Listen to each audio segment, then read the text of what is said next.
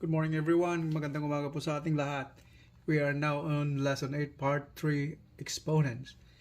In this lesson we'll be dealing with exponents raising to a power and exponent raised to a fractional exponent or fractional power.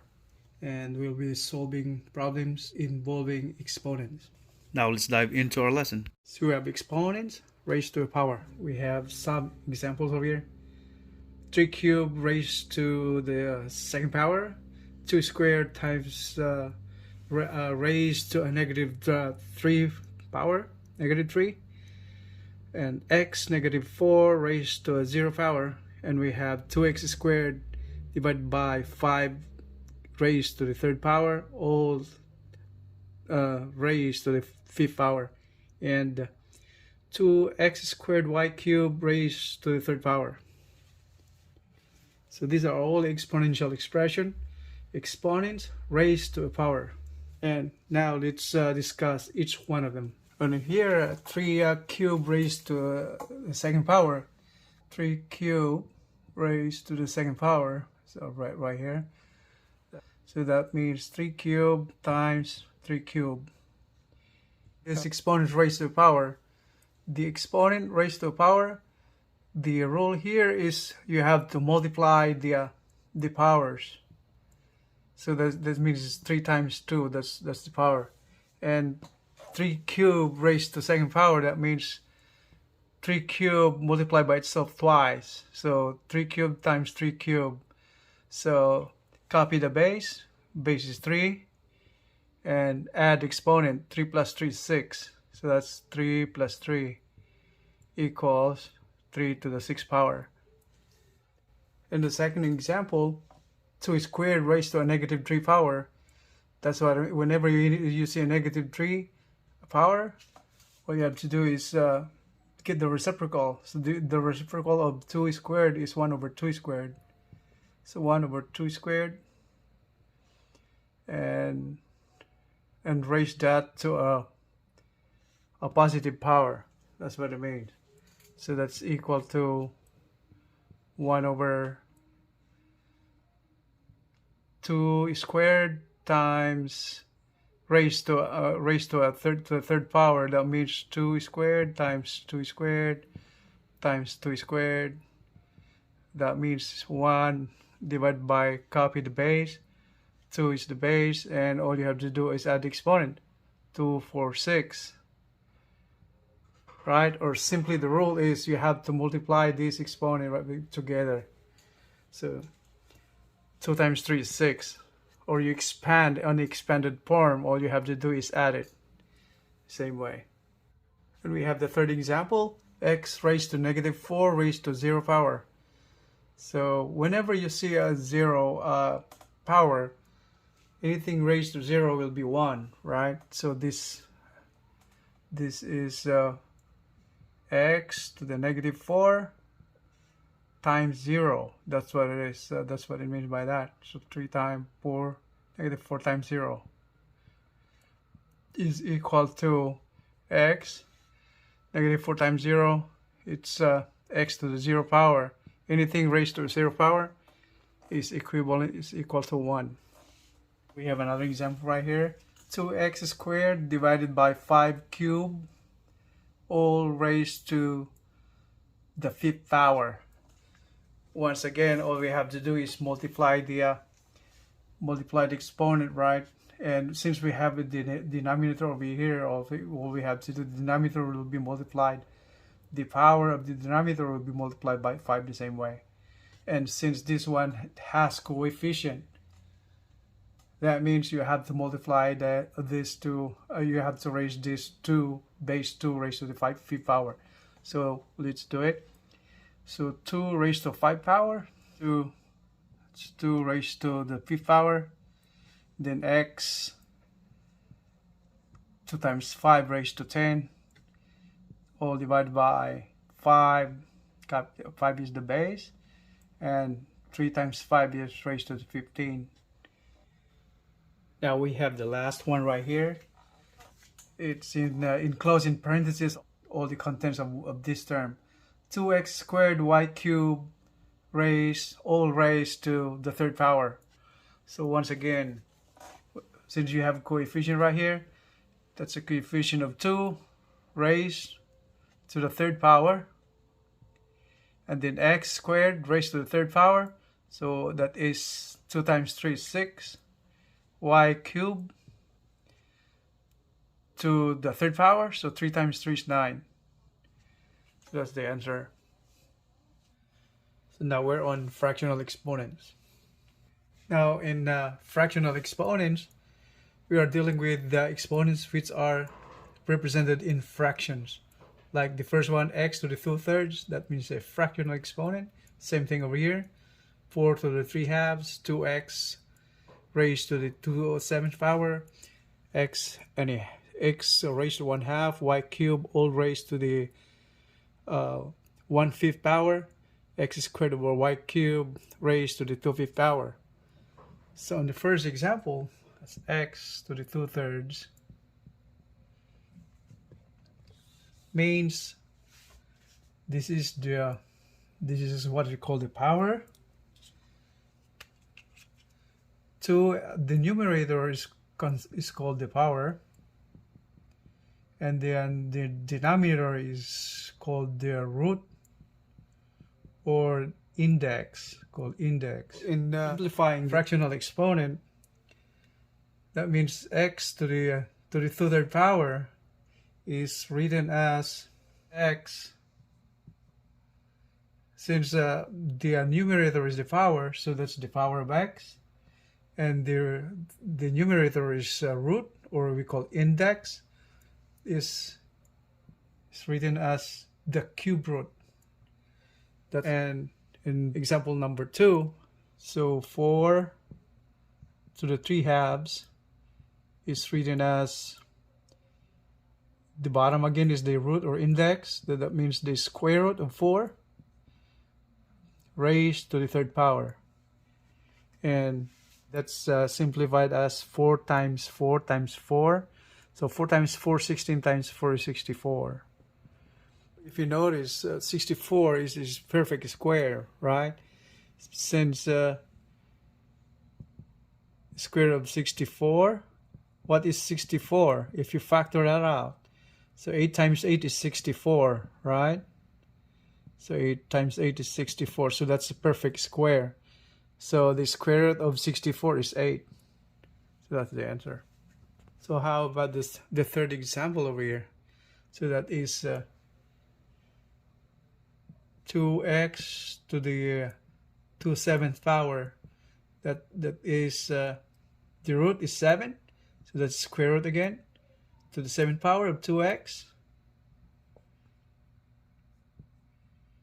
and 2 is the power. That's what it means by that. All right, you cannot simplify that further, so that's what it is now. And the next one is x to the 1/2 power, y cubed all raised to the 1/5 power. In this case is somewhat different. It's because we have two variables enclosed in the parentheses.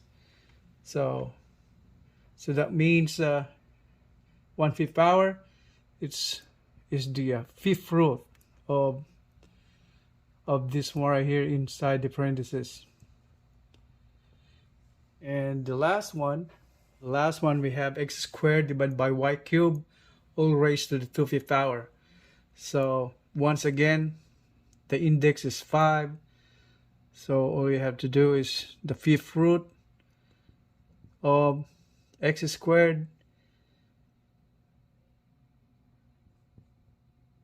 divided by y cubed, and that's raised to 2nd power. So since the inside of the radical sign, we call this radical sign or the square root sign, we have this enclosed in parentheses. The numerator and the denominator all enclosed in parentheses, and these are all raised to a 2nd power. So what we simplify it further. We have that the 5th root. You multiply the exponent again, So x 2 times 2 is 4, x to the 4th power, divided by base is y, 3 times 2, y to the 6th power. That's the answer. Now this is kind of introduction to radicals. Actually, that will be the next lesson that we're having. After lesson 8, lesson 9, we will be exploring everything about radicals. So that's right now is just the introduction of it. It's an introduction in the sense that fractional exponents involves radicals. That's what fractional exponents mean. It involves radicals and radical signs and also the radicand. And we'll talk all of that in the next lesson. Now, before we go to word problems, algebra word problems involving exponents and raising to the powers, I would like to emphasize and I would like to recap that in exponents raised to the power, all you have to do is multiply the exponents themselves, like this one, 3 cubed raised to the 2nd power. The exponent here is 3 and raised to the 2nd power. All you have to do is multiply that one right there. So 3 times 2 is 6 right there. Yeah. And the same thing with this. Negative power to the 2 squared negative 3. That means that you will find the reciprocal. And okay, and then on the fractional exponents, we came into a little introduction of the radical sign, the square root sign. We call that one, this one right here. So that is the square root sign. We call the radical sign. And fractional exponents concerns radical signs because the fractional exponents, part of it, the bottom number, we call the root or index, is the root of the number, like this one right here. 3 2/3, 3 is the root, and the numerator is the power. That's why it's called right there, x to the 2nd power. And cube root is the number 3 is written outside of that radical sign. That's the root of the base. So we are now in the part of word problem solving involving exponents. Now the word problem says this way: the sum of twice a number squared and 2 cubed is 170. This problem we have to analyze.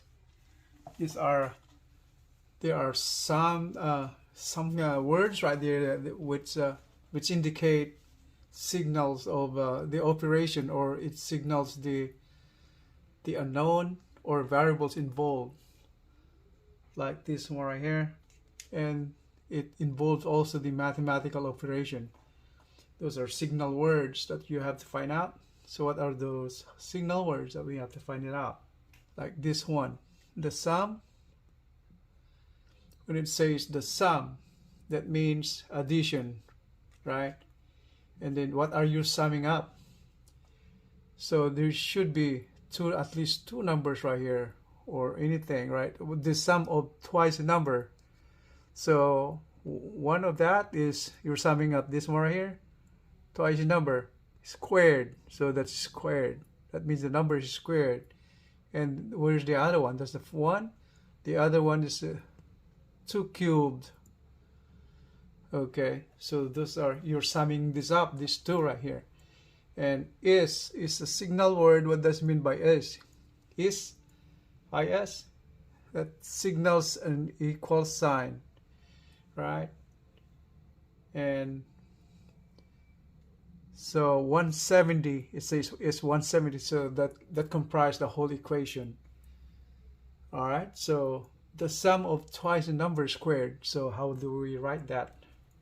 Sum of twice number squared.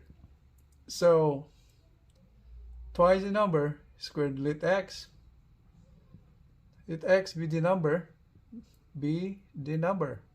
let that x as the number, twice the number, so 2x, and the number is squared, says there.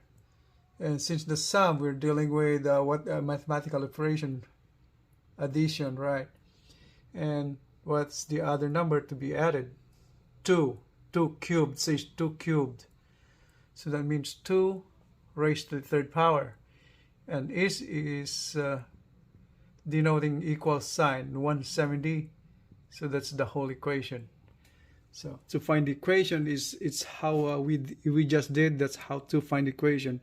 And now if we are asked what the value of x or what is the number, find the number, add this up to that problem right there. So in order for us to solve the problem, there should be a question right there. So the question will be now, it's find the number. So and now we have to find that out. What is the number? And the number is denoted by x. So we find the value of x. Now to find the value of x, we have to simplify this equation now. So all we have to do is separate the variable by itself on the left and all the constants to the right. So what do you have right here? X squared right here. Move all the constants to the right. So 170, move that to the right, it will become negative 2 cube. And the coefficient of x is 2. Solve for x, that is x divided by 2, since the coefficient is right there. And then 170 minus 2 cube, well, how much is that? 2, 3 times by itself. 2 times 2, 4 times 2, 8. And x squared now is equal to 170 minus 8 is equals 162. Is that right? And so 162 over 2 is equal to, is that 81? So we find that out. 170 minus 8 is 162 all over 2. And 162 over 2 is 81. So you come up to x squared now is 81. And how are we going to solve that one right there? So all we have to do is simplify that. To undo the square is find the root of that, right? So we have to multiply the whole thing to the 1/2. The reciprocal of power of 2. All right. So that means we're multiplying the whole thing, both sides of the equation to 1/2.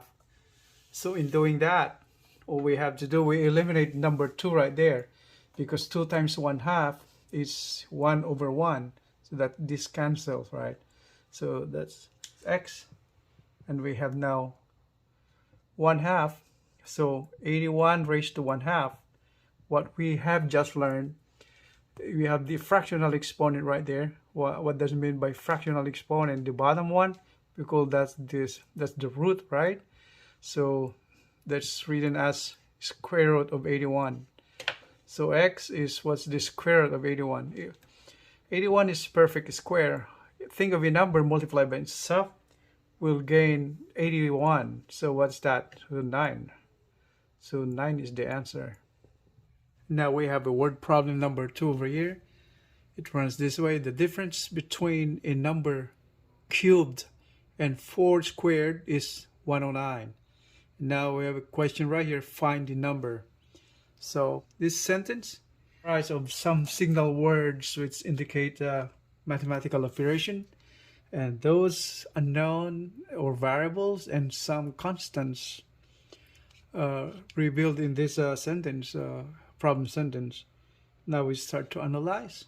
We're going to find the mathematical operations involved in here. Now there's a signal word right here. That's difference. Different signals what? The signals subtraction, right? And difference between a number cube.